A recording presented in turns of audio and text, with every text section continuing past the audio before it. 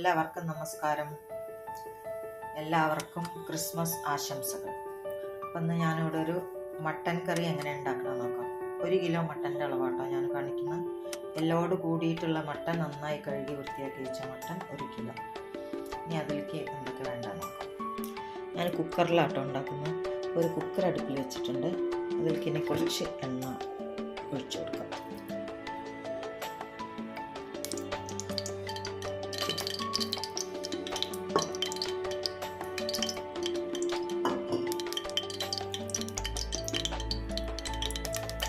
ഇതിലേക്ക് ഞാനൊരു medium 4 medium size സവാള കട്ട് ചെയ്ത് വെച്ചിട്ടുണ്ട്. ചേർക്കാം. 4 മീഡിയം സൈസ് സവാള കേട്ടോ, പറഞ്ഞു വന്നപ്പോൾ തെറ്റിപ്പോയി. അത് ചേർത്ത് കൊടുക്കാം. ഇതിലേക്ക് നിങ്ങൾക്ക് വേണമെങ്കിൽ പകുതി ചെറിയ ഉള്ളി വേണമെങ്കിലും ചേർക്കാം കേട്ടോ. എൻ്റെ അടുത്ത് ചെറിയ ഉള്ളി ഇല്ല, അതുകൊണ്ടാണ് ഞാൻ സവാള ചേർത്തത്. പിന്നെ ഈ എണ്ണയുടെ കളർ എന്താണെന്ന് അറിയോ? ഞാൻ ഈ എണ്ണ ഇതിലേക്ക് ഒഴിക്കാൻ വേണ്ടി ഒരു പാത്രത്തിൽ എടുത്ത് വെച്ചതാണ്. അത് മുളക് പൊടി എടുത്തപ്പോൾ അതിൻ്റെ സ്പൂണ് അതിലേക്ക് വീണ് പോയത്. അതാട്ടോ കളറ്.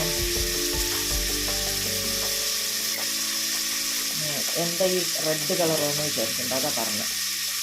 ഇനി ഒരു 2.5 ടേബിൾ സ്പൂൺ ഇഞ്ചി വെളുത്തുള്ളി ഒന്ന് ക്രഷ് ചെയ്തതാണ്. നന്നായിട്ടൊന്ന് ചതച്ചിട്ടേ ഉള്ളൂ. അത് ചേർത്ത് കൊടുക്കുന്നുണ്ട്. കുറച്ച് കറിവേപ്പില ചേർക്കാം.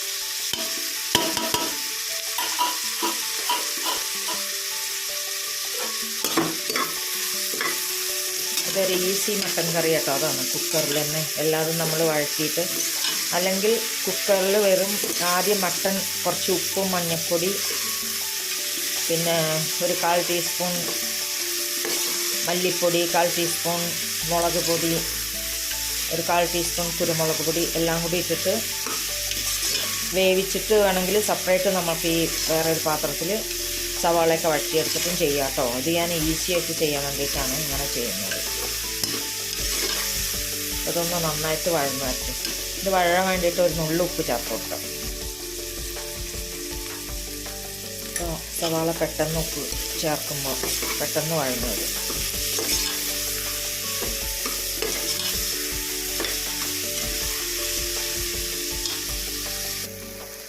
സവാളയൊക്കെ ഒന്ന് വഴന്ന് വന്നിട്ടുണ്ട്.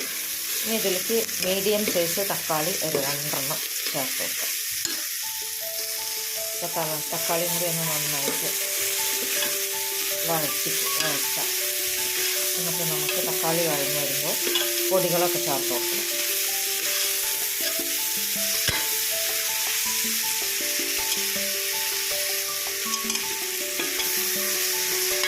തക്കാളിയൊക്കെ ഒന്ന് വഴന്ന് വന്നിട്ടുണ്ട്. ഇനി നമുക്ക് തീ കമ്മിയാക്കിയിട്ട് വെക്കണം, ലോ ഫ്ലെയിമിൽ വെക്കണം. എന്നിട്ട് പൊടികൾ ചേർത്ത് വെക്കണം. 1/2 ടീസ്പൂൺ മഞ്ഞൾപ്പൊടി, എരിവിനനുസരിച്ചിട്ടുള്ള മുളക് പൊടി,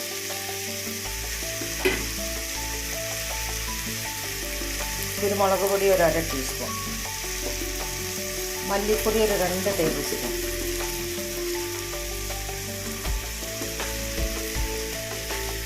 ഒരു ടേബിൾ സ്പൂൺ ഗരം മസാല,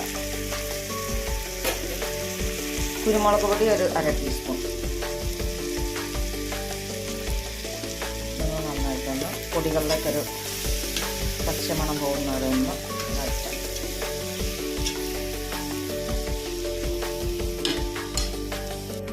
അപ്പോൾ ഇതിവിടെ മസാല റെഡി ആയിട്ടുണ്ട് കേട്ടോ. ഇനി ഇതിലേക്ക് നമ്മൾക്ക് മട്ടൻ ചേർത്ത് കൊടുക്കണേ. മട്ടൻ ചേർത്തിട്ട് ആവശ്യത്തിന് ഉപ്പും കൂടിയും ചേർത്തിട്ട് നന്നായിട്ടൊന്ന് മിക്സ് ചെയ്ത് കൊടുക്കാം. ഇനി ഇതിലേക്ക് ആവശ്യത്തിന് ഉപ്പ് ചേർത്ത് കൊടുക്കാം. നന്നായിട്ട് മിക്സ് ചെയ്ത് കൊടുക്കാം. എല്ലോട് കൂടിയിട്ടുള്ള മട്ടനാവുമ്പോൾ നല്ല ടേസ്റ്റാട്ടോ കറിക്കൊക്കെ. അത് കറി ആയാലും ഫ്രൈ ആയാലൊക്കെ എല്ലോട് കൂടിയിട്ടുള്ള മട്ടനാണ് ടേസ്റ്റ്. ഇപ്പം ഞാൻ നന്നായി മിക്സ് ചെയ്ത് കൊടുത്തിട്ടുണ്ട്. ഇനി നിങ്ങളുടെ ഗ്രേവിക്ക് അനുസരിച്ചിട്ട് വെള്ളം ചേർത്ത് കൊടുക്കണേ. ഒരേളം ചൂടുവെള്ളം ചേർത്ത് കൊടുത്താൽ മതി, പച്ചവെള്ളം ഒഴിക്കണം. ഗ്രേവി എത്ര വേണമെന്ന് നോക്കിയിട്ട് അതിനനുസരിച്ചിട്ട് വെള്ളം ചേർത്ത് കൊടുക്കണം. ഒന്നും കൂടി ഒന്ന് ഇളക്കി കൊടുക്കണം.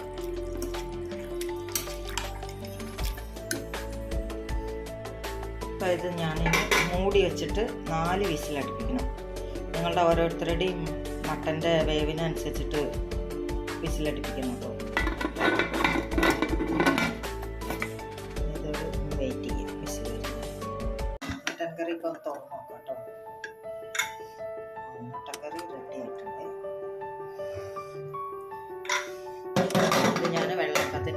സെർവ് ചെയ്യാൻ വേണ്ടി.